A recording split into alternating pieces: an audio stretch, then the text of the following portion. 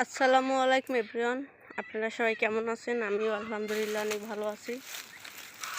তো সকাল সকালই মা এখানে রান্না বান্না করতেছে।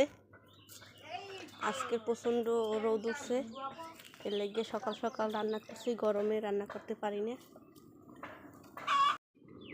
তো এখানে মা রান্না করতেছে কি দেখে লই, চিংড়ি মাছ দিয়ে লাল শাক আর আলু ঝোল। আজকে দুপাইকে চড়াই দিছি, তাড়াতাড়ি হয়ে যাইবে, কারণ আজকে অনেক রোদ উঠছে। শাকের কালারটা কিন্তু অনেক সুন্দর হয়েছে মাশাআল্লাহ। সকালবেলা মুরগির কোনো আদার টাদার দেওয়া হয় না, আমার খুব পুরোই ফাঁকা হয়ে গেছে, সব মুরগিগুলো মারা গেছে। এখন মাত্র 3টা মুরগি আছে। ও মনে হয় এখানে ডিম পাড়তে বসে।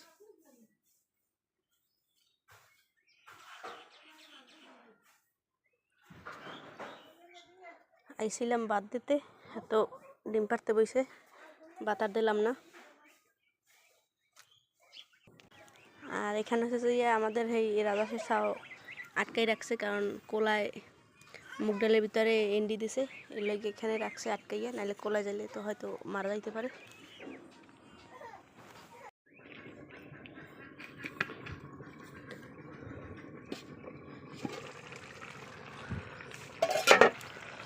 তো লাল শাক রান্না হয়ে গেছে, এখন মাছ ভাজবো।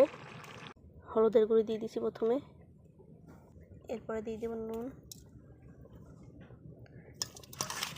এরপরে ভালো করে মাখিয়ে নিতেছি। হয়ে গেছে, এখন মাছ দিয়ে দেবো ভিতরে।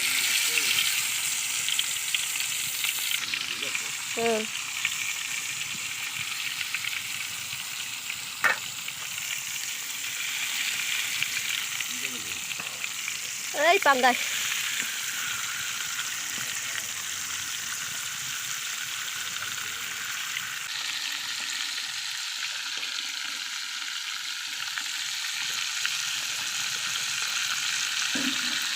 রান্না করার জন্য এখানে দিয়ে দেবো হলুদের গুঁড়ো, তারপরে দিয়ে দেবো পরিমাণ মতো মরিচের গুঁড়ো।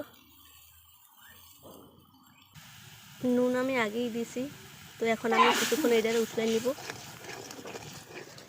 উঠলান আমার হয়ে গেছে, এখন এর ভিতরে পানি দিয়ে দেব।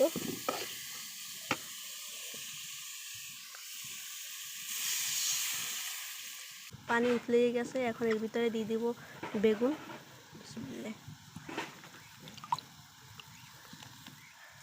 এরপরে বেগুনের ভিতরে দিয়ে দেব যে মাছগুলো ভাজি করে রেখেছিলাম।